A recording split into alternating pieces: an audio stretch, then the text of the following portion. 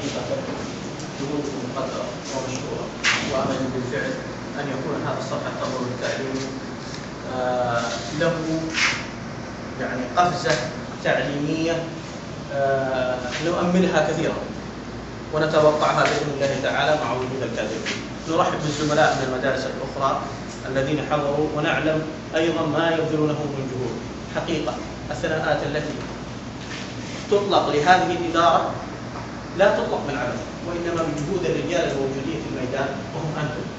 حتى وإن وجهنا، حتى وإن قلنا، حتى وإن ذكرنا، لا تعدوا كون ما نقوله هو توجيهات أو بعض من تعليمات ومتابعات جدا بسيطة، ولكن من يصنع الفارق هو أنتم، وجهدكم هذا مقدر سواء لدى سعادة مدير التربية والتعليم أو مساعده أو الزملاء على مختلف الأقسام وإخوانكم في الإشراف التربوي بذات الخصوص.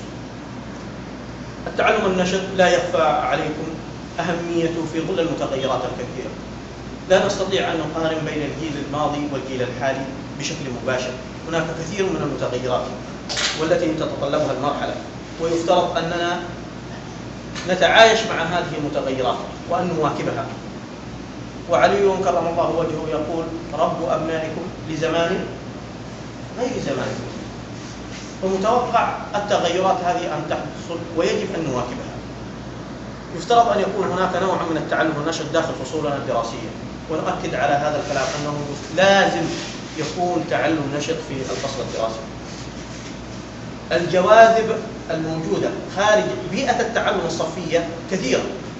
إذا لم يكن لديك ما تستطيع أن تفعل دور الطالب وتجعله فاعلا داخل الحصة الدراسية، فإنه سينجذب للخارج أكثر من المدرسة، وستكون البيئة الخارجية أكثر جاذبية من البيئة المدرسية.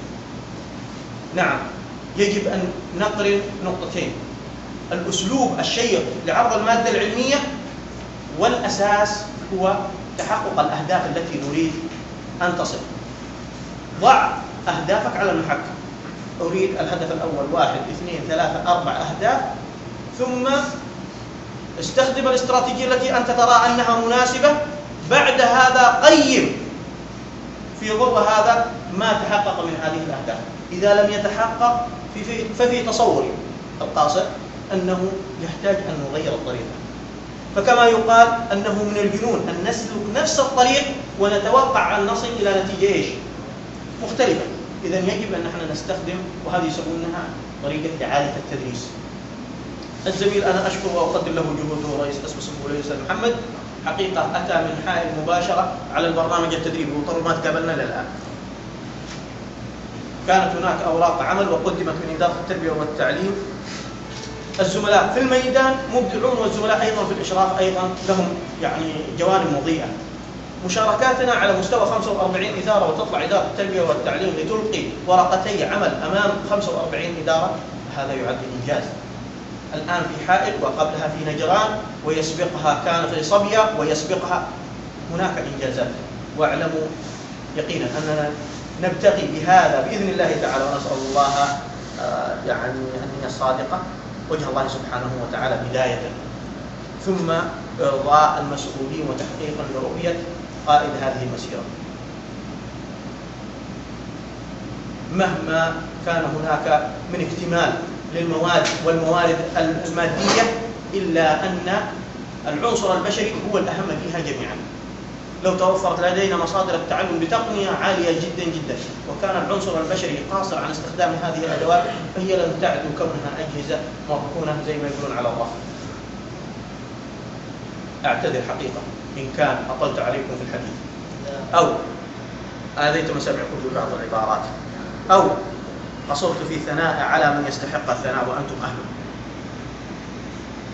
أقول أيها الأحبة والزملاء، ما أتمنى فعلا لهذا القطاعين بالنسبة لقطاع الإدارة وقطاع حرب بني عيسى وللمحافظة ككل، أن نكون دائما في الريادة والقيادة وفي خير الصفوف، وهي صفوف الرجال، ودائما أولها.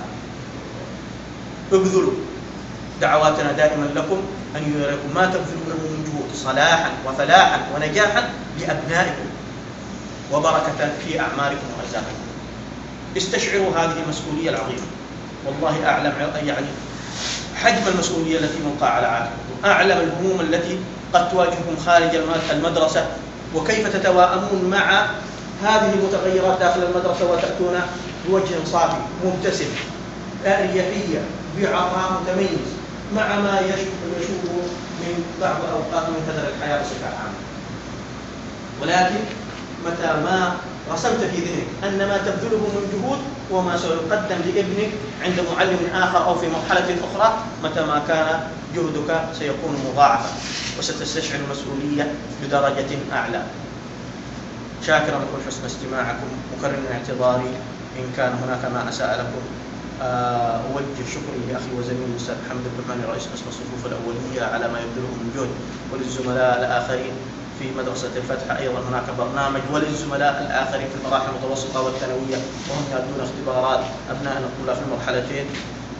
وأكد عليكم كأولياء أمور بضرورة متابعة أبنائكم خاصة من خروجهم من المدرسة إلى عودتهم إلى المنزل. هذه الفترة تعتبر من الفترات الحرجة،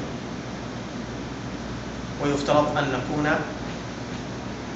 زي ما يقولون متابعين لمثل هذه الأشياء. سليمان عليه السلام تفقد فوجد هدهد ناقص، فما بالكم بفلذة الكبد. السلام عليكم ورحمة الله تعالى.